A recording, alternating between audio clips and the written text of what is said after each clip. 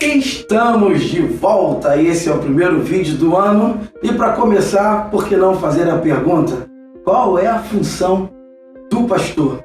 Para você ter essa resposta, eu vou usar aqui primeiramente o texto de Ezequiel 34, que é um texto muito conhecido, que fala: ai de vós, pastores, que apacentam a si mesmo. Porém, não é bem do jeitinho que você pensa. Deixa eu me explicar para você como é que funciona Ezequiel 34 e depois eu vou explicar também os outros textos até chegar o seu pastor aí onde você congrega, para você entender qual é o perfil e qual é a função pastoral. Então, vem comigo.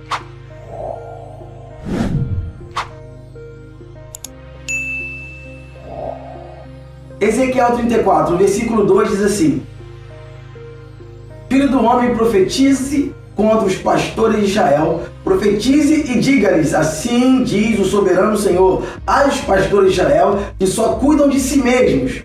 Acaso os pastores não deveriam cuidar do rebanho?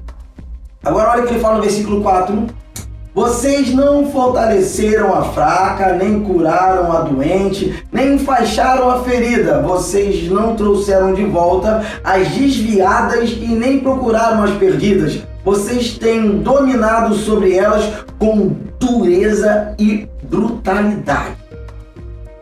O texto aqui está dizendo que os pastores de Israel são aqueles que não fazem pela ovelha o que deveriam fazer, mas só sugam das ovelhas.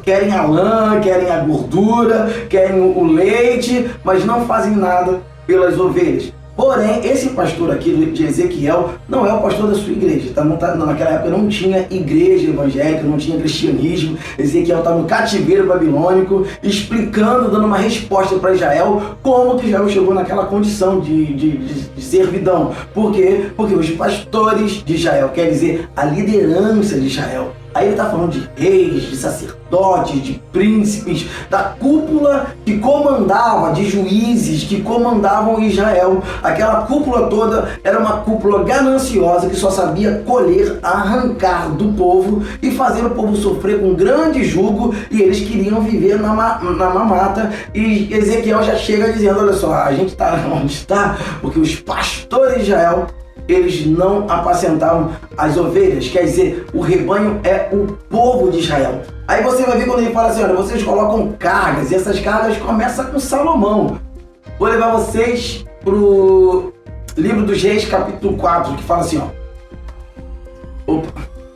Reis, capítulo 12, versículo 4, diz assim, ó: Teu pai agravou o nosso jugo, agora, pois, alivia tu a dura servidão de teu pai e o peso do jugo que nos impôs, e nós te serviremos. Isso aqui é uma galera que chega com Jeroboão do Egito, que não aguentou a pressão, o jugo de Salomão, e Salomão botava jugos pesados em Israel, os impostos eram altos para manter aquela pompa toda do templo. Então uma galera fugiu para o Egito, e agora eles voltam. Salomão morreu, assume Roboão, então eles fazem esse discurso para Roboão. Agora escuta a resposta de Roboão no versículo 14.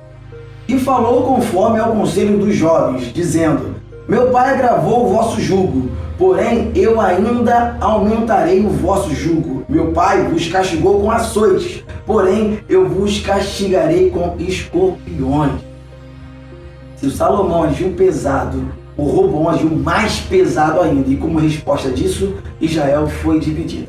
As tribos do norte, 10 tribos foi com Jeroboão, não aguentaram o jugo, isso virou um fomento. Jeroboão pegou essa palavra aqui do Roboão e contaminou todo mundo de Israel, levou 10 tribos com ele, e Roboão ficou só com 2 tribos, e acabou se tornando o reino de Judá, o reino do sul. E daí pra frente, foi só ladeira abaixo. Poucos reis de Israel, ou melhor, poucos reis de Judá se converteram ao Senhor. A maioria, todo mundo saiu do caminho do Senhor. Todos os reis de Israel do norte era tudo idólatra. Por quê? Porque Jeroboão era o tipo do cara que não queria deixar o povo vir para Jerusalém adorar. Então eles criaram um lugar de adoração lá que se tornou um panteão de deuses pagãos, e lá o povo de Israel idolatrava direto, e por isso tinha vários profetas que iam lá para o norte profetizar e coisa e tal, e nada resolvia. Por quê? Porque o povo se perdera de Deus. Aí você vai ver a denúncia de Isaías junto com a denúncia de Miqueias, porque eles são contemporâneos. Isaías só é um profeta maior porque escreveu mais. Miqueias é um profeta menor, está lá na galeria dos profetas menores, só que eles viveram na mesma época. Como a Bíblia não é cronológica, não dá para saber quem viveu na época de quem, tem que estudar para você saber, né? Por falar em estudar, você pode me ajudar a propagar mais ainda esses estudos, mais ainda esse canal, porque agora a gente tem o Seja Membro aí, né? No nosso canal, agora você pode ser membro do canal, e geralmente quando você convida assim, olha gente, seja membro que você vai ganhar alguma coisa. Pois é, você vai ganhar a minha alegria, o meu muito obrigado, porque até então eu estou me preparando ainda para gerar os PDFs, para valorizar, né, as pessoas que vão me apoiar aqui, mas por enquanto eu não tenho recurso para fazer nada disso. Eu vou esperar você me ajudar financeiramente aqui no Seja Membro, tá? Coloca sua contribuição que tiver no teu coração, com qualquer coisa para você nos ajudar aqui, para a gente começar a crescer no YouTube e comprar mais material. Continuando aqui com os poderosos. Veja bem a palavra de Isaías para aquele povo daquela época. Isaías, capítulo 1, versículo 19, que diz assim: se quiseres e obedeceres, comereis o bem desta terra. Temos um vídeo no canal falando especificamente desse texto, mas não vou falar dele hoje não, porque eu já falei em outro vídeo, é só você procurar outro vídeo para você falar, ouvir o que eu falei sobre o bem dessa terra. Mas se recusares e fores rebeldes, sereis devorados à espada, porque a boca do Senhor o disse. Agora no versículo 23, os teus príncipes são rebeldes e companheiros de ladrões. Cada um deles ama peitas e anda atrás de recompensa. Não fazem justiça ao órfão e não chega perante ele a causa da viúva. Olha só a situação que está esses poderosos. E Isaías está lá vendo esses poderosos. Isaías é um profeta palaciano, ele vive na metrópole de Jerusalém, ele está vendo a bancarrota, ele está vendo o pessoal descer ladeira abaixo e se embebedar, viver as suas orgias, viver os seus subornos, correr atrás de recompensa, e recompensa aqui não é recompensa de quem corre uma carreira, milita uma guerra e tem uma recompensa, não, aqui é recompensa de mercenário. É aquele que usa de coisas inescrupulosas para conquistar recompensas. Recompensas que não são dignas dele.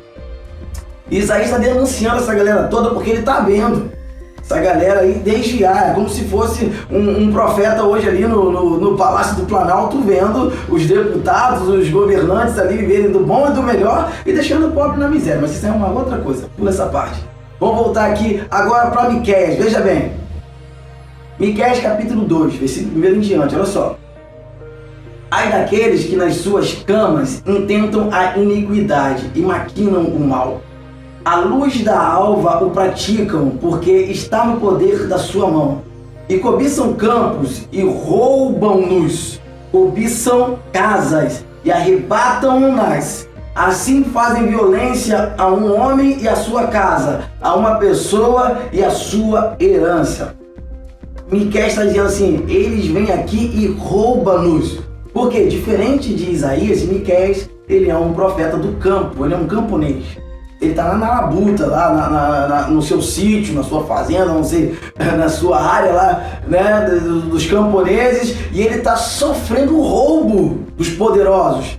Os poderosos vão lá e os assaltam com o nome de impostos. E nos palácios ele entende que lá tá tudo bem, mas aqui a gente está na miséria. E o cara ainda vem aqui roubar nossas casas, ele vem nos assaltar ainda. Isso é uma denúncia de Miqueias aos pastores de Israel, quer dizer, aos líderes de Israel. E Miqueias não está aqui fazendo uma denúncia aos inimigos de Israel, não. Ele está falando dos seus líderes. Ele é um profeta que denuncia a podridão que está acontecendo na tua casa. A única diferença é que aí Miqueias está sendo roubado e Isaías lá do palácio está vendo quem é que está roubando. Mas a denúncia é a mesma. Miqueias está numa ponta e Isaías está na outra, eles nem se conhecem talvez, porém eles falam de uma mesma coisa, de uma galera que está no topo roubando, e esses são os falsos pastores, e Ezequiel denunciou essa galera toda. Ai de vós, só quer saber de sugar as ovelhas. Agora a gente vai dar um voo do Antigo Testamento para o Novo Testamento, porque agora chega Jesus em João capítulo 10, dizendo, eu sou o bom pastor. Vamos ver? 30 segundos para um jabá. Então, para você poder ajudar melhor ainda o canal Jaederson, se você gosta de palavra, você também gosta de Bíblia. Então a gente tem uma promoção aqui da Amazon aqui, vou deixar 3 links aqui, ó, 3 Bíblias poderosas que estão vendendo muito no mercado, tá? A Bíblia King James, vou deixar aqui na descrição, vou deixar também a Bíblia Thomas Nelson, linda, de 3 cores, capa dura, capa flexível. E também tem a Bíblia cronológica, isso, uma Bíblia que está em ordem de tempo, a ordem temporal, né? Porque a Bíblia não está em ordem cronológica, às vezes as pessoas se perdem quando aconteceu o quê, e essa Bíblia cronológica é uma Bíblia de estudo fascinante que vai te ajudar muito a treinar, e você pode comprar na Amazon através do meu link aqui, que sobe um jabazinho para mim. E se tem uma outra coisa na Amazon que você queira comprar, outro livro que eu não tenho o link, é só você botar assim: Jair, eu gostaria do link desse livro aqui, que eu mando o link para você, e você se satisfaz com a sua compra e me ajuda aqui no canal Jaederson, e continua aí no vídeo. João capítulo 10, versículo 7 em diante diz assim: tornou, pois, Jesus a dizer-lhes: em verdade vos digo que eu sou a porta das ovelhas. Todos quantos vieram antes de mim são ladrões e salteadores, mas as ovelhas não os ouviram. Quem Jesus está denunciando aqui? Toda a galera que se acha cuidadores do rebanho de Israel. Jesus está falando de falsos messias que se levantaram dizendo assim: olha, eu vou cuidar de vocês. E sumiram no mapa. Gamaliel também vai dar esse conselho em Atos dos Apóstolos, falando assim: olha, se vocês estão perseguindo um povo que não é de Deus, não precisa perseguir, eles vão sumir como os outros falsos sumiram. Mas se vocês estão perseguindo uma obra que é de Deus, vocês estão lutando contra o próprio Deus. Então Gamaliel também fala que houveram outros que sumiram. É o que Jesus está falando, eles são ladrões, são salteadores, porque quando o lobo vem, eles metem o pé, eles caem fora, não tem mais ninguém aqui. Agora, eu sou o bom pastor, olha o que Jesus fala. Versículo 10, o ladrão não vem senão a roubar, matar e destruir. Eu vim para que tenham vida e a tenham com abundância. Eu sou o bom pastor e o bom pastor dá a vida pelas ovelhas. Mas o mercenário, o que não é pastor de quem não são as ovelhas, vê vir o lobo e deixa as ovelhas e foge, e o lobo arrebata e dispersa as ovelhas. Veja bem o que Jesus está falando. O lobo arrebata e dispersa as ovelhas. Quem são as ovelhas? Ainda é, gente, o povo de Israel. O povo de Israel foi dispersado, né, a partir do momento que houve cativeiro assírio, cativeiro babilônico, e vamos espalhar esse povo quando o decreto de Ciro libera o povo, ou o rei Artaxerxes libera o povo para voltar. O povo não quer voltar não, um monte fica em Babilônia, volta só um pouquinho para Jerusalém. Quer dizer, a ideia do inimigo de Israel era manter Israel separado. E Jesus fala aqui, olha, o lobo vem, certo? Os falsos metem o pé e as ovelhas são dispersas.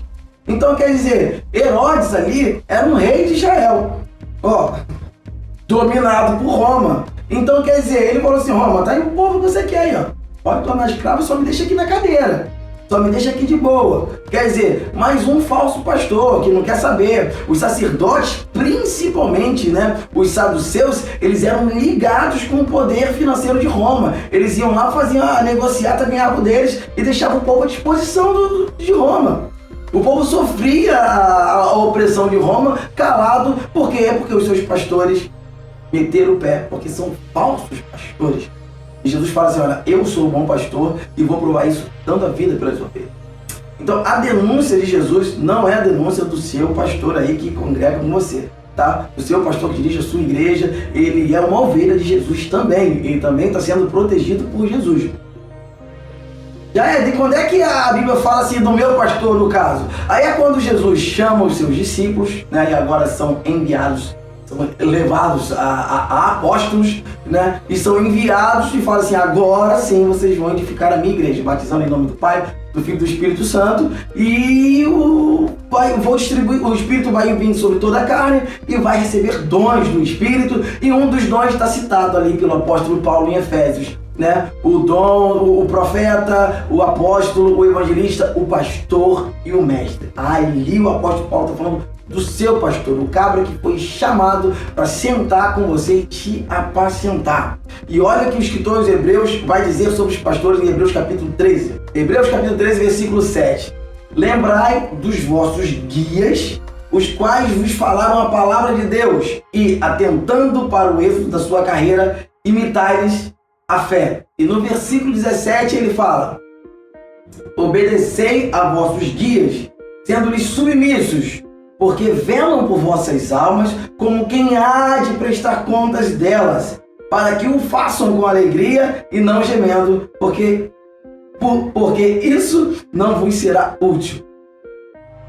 Aqui, quando o escritor hebreu está ensinando, né, a gente obedecer e ser submisso aos nossos guias, veja bem que no original do grego você vai encontrar literalmente a palavra líder, e algumas versões vão colocar aqui pastores, obedecei aos vossos pastores, lembrai dos vossos pastores. Pastores cabe, líder mais literal ainda, mas guia é mais perfeito, porque tira aquela obrigação do líder ter que mandar, porque o guia é o líder que orienta, o guia é o líder que é mandado, no caso. O guia é quem você paga para te guiar numa cidade, numa floresta, né? Guia turístico, o guia da montanha, né? Então o guia, ele é um servo, porém é um servo com muita propriedade de causa. Ele conhece o ambiente que ele está, ele conhece o local, ele conhece os caminhos, as saídas. Então é muito bom todo mundo ouvir o guia, seja submisso ao guia. Por quê? Porque quando você não ouve o guia, você vai acabar caindo enrascado. O que vai acontecer? O guia, que tem o coração de ajudador, ele vai ter que se esmeirar para tirar você das enrascadas. Então ele começa a se cansar de fazer a função que poderia ser tão fácil se você o ouvisse. Então, o guia não é o boss, não é o chefe que sai mandando, não é o cacique, não é o déspota que fala assim: olha, eu quero você aqui em tal horário, você tem que fazer, tem que fazer. Não. O guia é aquele que fala: você precisa seguir nesse caminho para que o teu casamento seja abençoado. Você precisa seguir nesse caminho para que você possa ter uma vida mais longa, para você acertar na sua profissão, para você crescer financeiramente. Então, o pastor, que é o guia, ele vai dando orientações no momento que a sua crise espiritual começa a aumentar, você não sabe o que fazer, você precisa de um pastor para te orientar, para te guiar com palavras espirituais. O seu guia, o seu pastor, não é o chefe que vai te avaliar para aumentar você de cargo na igreja. Deixa eu ver se ele está cumprindo direitinho, tu merece ou não merece o cargo. Não, o teu guia espiritual, ele é guiado pelo Espírito. Ele vai te conduzir a lugares ou a oportunidade de trabalho pelo Espírito. Se está no momento de você ser um líder da igreja, é o teu pastor que está ali orando por você, te acompanhando. Isso é a função pastoral. Embora quando o apóstolo Paulo fala de apóstolos, profetas, evangelistas, os evangelistas, ele tem uma missão de ganhar alma, mas ele não tem paciência nenhuma para apacentar. Eu falo sobre isso aqui num vídeo aqui que fala dos dons do Espírito, dons da graça e dons de Cristo. Aí você procura meu vídeo no meu canal aí, porque quanto mais você ficar no meu canal, mais você me abençoa. Então vamos lá. O evangelista muitas vezes se perde nessa questão.